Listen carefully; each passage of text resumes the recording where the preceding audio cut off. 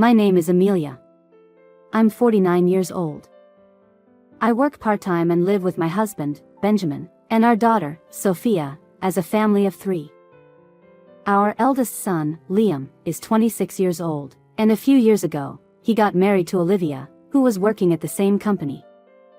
Upon getting married, Liam moved out, and he's currently in the midst of newlywed life. Perhaps influenced by Liam, even Sophia, who had always said she would never live alone, suddenly announced that she's leaving home. My daughter said, "I'm already 23 years old, so don't try to hold me back." She began gradually preparing for living on her own. I had thought that Sophia would stay at home a bit longer, so the idea of being alone with Benjamin in the future made me a bit melancholic. 10 years ago, Benjamin had an affair with a young colleague from his company. The affair partner also had a partner, making it what they call a double affair. I later heard from Benjamin, but apparently, they both felt reassured by the fact that the affair was purely physical, given that the other person also had a spouse. However, it seems the affair partner felt differently, and she ended up confessing to her spouse, saying, "I have feelings for someone else and want to get a divorce." Her husband became furious and demanded a large amount of compensation from Benjamin. Feeling at a loss, Benjamin felt that he couldn't hide it any longer, so he came to me and apologized. I was deeply surprised, and I felt emotions like anger and sadness, but Benjamin looked so pitiful, and I thought that even a century-long love could cool down.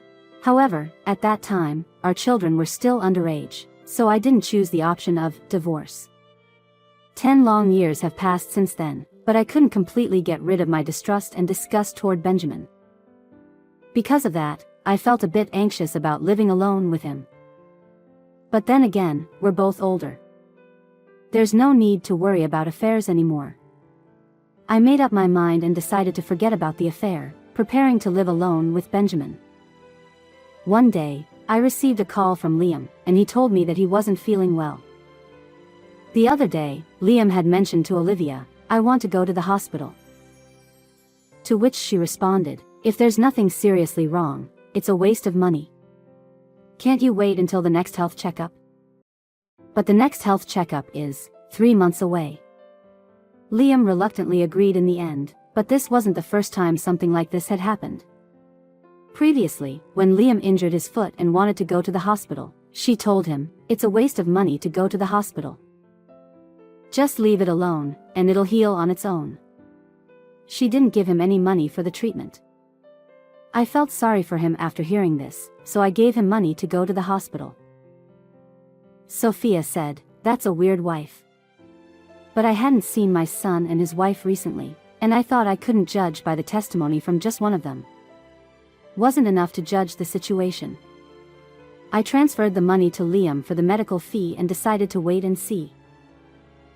Then, one day, Liam came to visit me on a long weekend. Apparently, he came by himself because his wife went on a trip with her friend. Seeing him after a long time, Liam looked thin. Moreover, he was eating so much, as if he hadn't been eating anything at all. "This is delicious. More, please." He was devouring his food like a growing boy. "Mom, I need to talk to you." After finishing the meal, Liam began to talk with a solemn expression. "What's wrong?" "Well, you see. Recently, Olivia has been buying luxury items a lot. For about a year now, Liam has been giving all his salary to Olivia, and entrusted her with managing the household finances. However, recently, she had been buying only high-end branded items that she couldn't possibly afford to buy just with his salary, and he found it strange. Around that time, when Liam looked at the bank book he had been saving money in since he was single, he found that the savings of around $30,000 he had accumulated before getting married had dwindled to less than $5,000. When Liam confronted Olivia about it, she replied, "But, you know, limited edition bags and things like that sell out quickly, so I just used a little." She didn't show any remorse and admitted to using Liam's savings. "Just a little. You've already spent over $20,000, and I've been saving it for emergencies or when we have kids. I'm really worried about our future." Seeing Liam, who had always been optimistic about everything, looking so concerned about money, I figured that they'd been facing a serious problem. I felt that I needed to talk to Olivia, so I arranged to meet her sometime later. Just then, I received a call from Benjamin, and told me that Liam had collapsed. It's serious, Liam has collapsed. Olivia and I are with him in the ambulance. Amelia, please come quickly. I hung up the phone and hurried to the hospital. Since Liam couldn't find a job for a long time, my husband helped him to get a job at his company, and they've been working together. Therefore, when Liam collapsed at work, Benjamin and Olivia, who were at the workplace, accompanied him to the hospital. How is Liam? Is he okay? Oh, Amelia, you're making such a fuss. We're in a hospital, you know. Please lower your voice. In a fluster, I entered Liam's hospital room, and Olivia said that with a smirk on her face. Olivia. What's going on? I questioned Olivia, who didn't seem to be worried at all, without thinking, but, come on now, Amelia, you're overreacting. She just laughed and evaded the question. How could she be laughing when Liam has collapsed?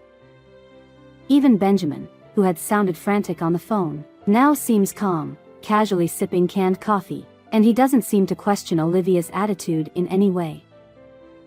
As I thought that it was suspicious, I asked Benjamina and Olivia to leave the room, so that I could talk to Liam alone. Liam, are you alright? What happened? Thanks for coming, Mom. But I just fainted a bit. Just a bit. Maybe because I haven't been eating much lately. Haha. Liam answered with a smile, trying not to worry me. Since Liam seemed reluctant to discuss the situation further, I decided to ask about something that had been bothering me. Haven't you lost too much weight recently? I've been so worried. What kind of diet have you been following? Liam lowered his gaze and awkwardly replied, well, you see, Olivia doesn't cook at home. It turned out that Olivia had stopped cooking altogether at some point, and recently, she had even stopped doing household chores. She only gives him $100 a month, and he had to manage all his meals for the month with that. Mom. Where is Liam? While I was talking with Liam, Sophia arrived at the hospital, looking anxious like me.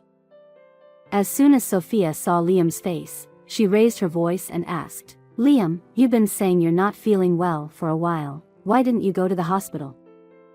She confronted him with concern.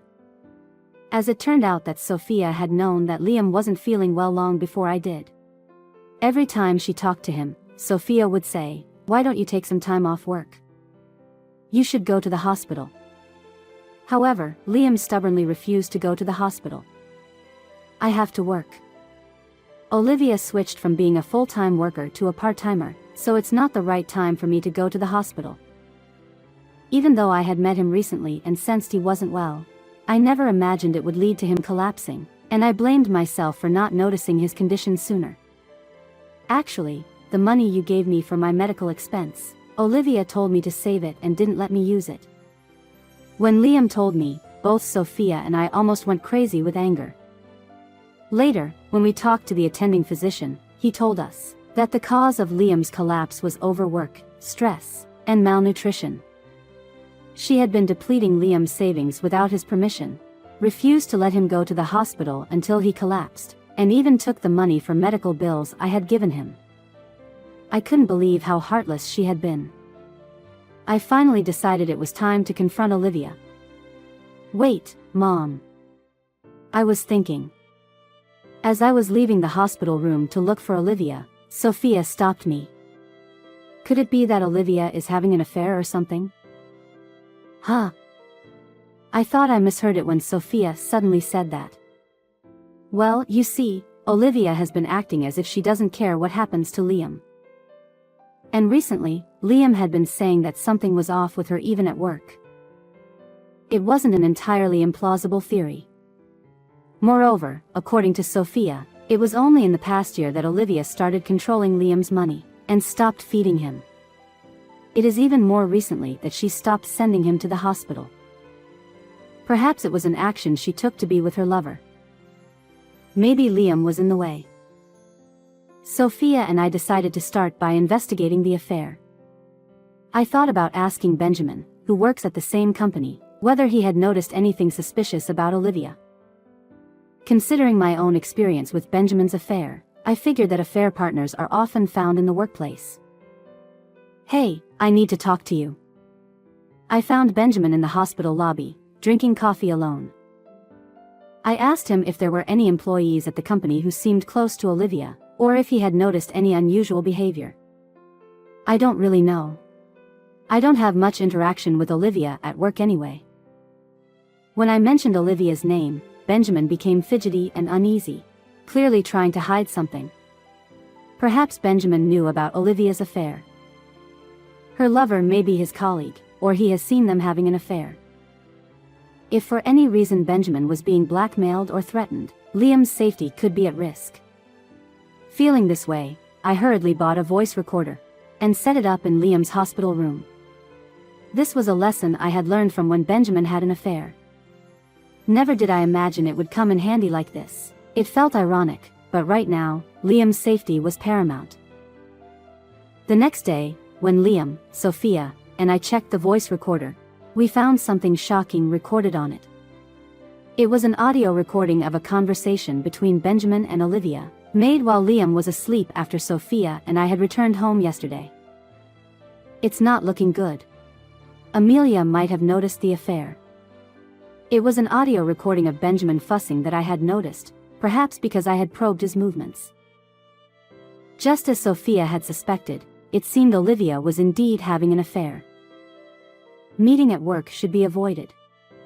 If this continues, this might lead to a divorce. Initially, I thought Benjamin, who knew about Olivia's affair, was warning her about it. However, Benjamin's words took an unexpected turn. "We should break up. We need to stop this affair." Stunned by his words, the three of us froze in place. What? What does this mean? Dad and Olivia. Sophia was upset and looked at my face and Liam's face alternately. Despite our bewildered state, the voice recorder continued to play, revealing one shocking statement after another. "It's unfair after I've weakened Liam to this point. I prevented him from going to the hospital, and I didn't even give him food. I never told you to go that far. But if your wife has already found it out, there's no turning back. Let's get rid of Liam and be together." The voice recorder continued to play the conversation between Olivia, who was trying to manipulate Benjamin, and Benjamin, who was silent as if he was thinking really hard. "Tomorrow, I'll mix some medicine into Liam's drink. Once Liam is gone, everything will be resolved. If you don't want your wife to find out, don't say anything anymore." Upon hearing Olivia's horrifying plan, Sophia exclaimed loudly, "Liam is in danger. Mom, we need to call the police." Sophia's words hit me, and I consulted with the hospital staff. Then, they agreed to report the situation to the police. Liam seemed even more shocked by the content of the voice recorder than I was, and he remained in a state of shock. It was worth consulting the hospital staff, and the police seemed to act quickly. At that moment, Olivia, who had originally planned to visit Liam, appeared in his hospital room. And she was accompanied by Benjamin. As if the conversation recorded on the voice recorder yesterday never existed, they came into the hospital room in a good mood holding hands, and they looked very close. Yesterday, Benjamin had mentioned that he had work piled up due to leaving the office to be with Liam, and he didn't return home until late at night. He must have been with Olivia the whole time. I was getting angrier and angrier, wondering what he was doing while our son was in this condition. When I called out to Benjamin, who did not seem to notice me, my voice came out so low that I was surprised myself. "Benjamin." Startled by my voice, Benjamin quickly let go of Olivia's hand and stammered, What? Were you here already? Wasn't our appointment supposed to be in 1 hour?" He seemed extremely flustered. "What? Do you have a problem with me being here early?" I asked. "And no." He denied hesitantly. Watching silently, Olivia's expression seemed genuinely annoyed. Finally, the police has arrived in the hospital room. What's going on? Who are these people? Clearly not understanding the situation, Olivia initially seemed displeased. But her attitude changed when the police requested her cooperation. Olivia, can we talk? What? What have I done? Did Benjamin call you? Ha! It wasn't me. I cornered Olivia and Benjamin, who were confused and unable to understand the situation, so that they could not escape. Olivia, don't you have something to tell us? There's nothing. What is it with you two? There's nothing to talk about. I got straight to the point. You've been having an affair with my husband, and you were trying to get rid of Liam, weren't you? What are you talking about? That's not. Perhaps, she never thought that we knew her plan. She became flustered. Sophia quickly played the recording on the voice recorder loudly. See? Just give up already. After Sophia finished playing the recording, the police told Olivia to surrender, and she collapsed. Though we thought that she had finally given in, she suddenly clung to Liam, whom she had ignored until now. It's not true, Liam. Listen. Olivia. Why would you do something like this? I don't want a divorce. It was just a fling. I wanted the thrill of being involved with my husband's relatives, and I wanted the excitement of secret meetings at work. While tearfully pleading with Liam, Olivia started blurting out absurd things. As for Benjamin, he sat with his head in his hands, no longer trying to defend himself. You've had an affair with my dad and it is disgusting. There's no choice but divorce. No, I won't get divorced.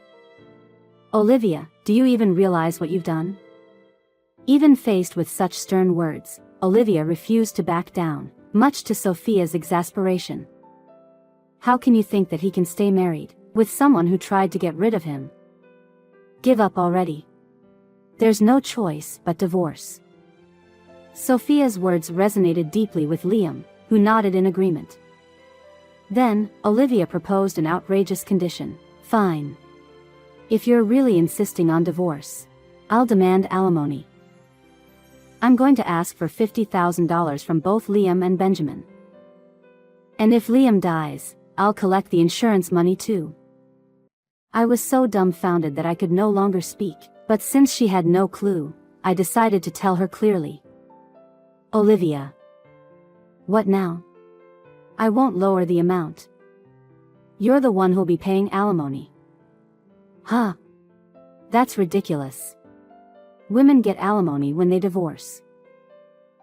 If you keep saying nonsense, I'll demand the compensation from you, too. Olivia, your mother-in-law is right. Let's go. We have evidence, after all. The police intervened to restrain Olivia, who seemed ready to pounce at any moment. No, that's not true.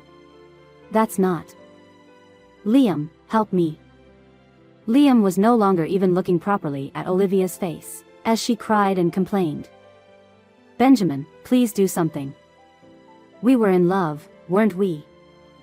Olivia turned to Benjamin for help this time, but he brushed her hand away. Enough already. He shouted in a voice unheard before, rejecting Olivia with a forceful tone. Why won't anyone help me? Olivia was taken away by the police just like that. Until now, Olivia, who had Liam and her lover Benjamin, was living a good life, doing whatever she wanted with Liam's money. However, she was put into a police car, and disappeared with a haggard face. Well, Dad, why don't you explain what had happened? After Olivia was gone, Sophia crossed her arms and confronted Benjamin. Have mercy on me. It was a moment of weakness. I never thought Liam would end up like this. Would you have an affair with your daughter-in-law just because you had a moment of weakness? And besides, it's not even the first time for you. Sophia, did you know? 10 years ago, when Benjamin first had an affair, I debated whether to tell the children, but they were still in junior high and high school, and they were going through a sensitive period, so I decided to keep the affair a secret. That's why I never told them about Benjamin's affairs. I kind of figured out myself. Both you and Mom were acting strangely. I noticed too. Even Liam had noticed. I was disappointed in myself for not having been able to hide it from my kids. Don't be too hard on yourself, Mom. Dad is the one at fault. Benjamin couldn't say anything anymore. Just leave the house for a while. Please. All right. When you're ready to let me come back home, let me know. Benjamin, looking somehow diminished, with drooping shoulders, left the hospital room. 3 days later, Liam was able to leave the hospital safely. Olivia was arrested. Even so, neither Liam nor I were satisfied, so we hired a lawyer and demanded compensation from Olivia. Liam, of course, also filed for divorce.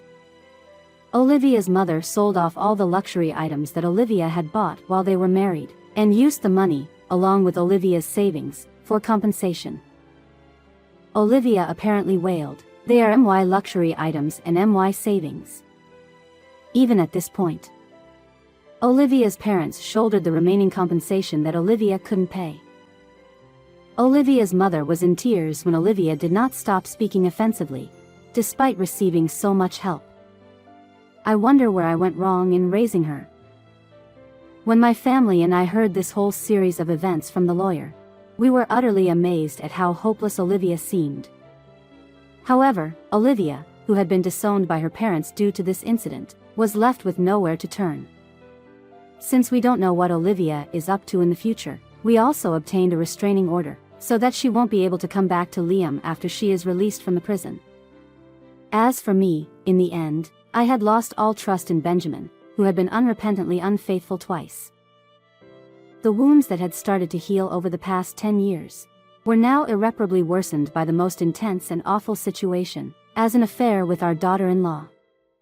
Not only that, but also because he didn't stop Olivia from trying to get rid of Liam, I realized I could no longer live with him, so I decided to get a divorce. Benjamin did try to resist, but perhaps realizing the weight of his own wrongdoings, he surprisingly agreed more readily than I had expected. Sophia promised to support Liam until his wounds healed, and put her plans for living alone on hold, and now I'm living happily with Sophia and Liam.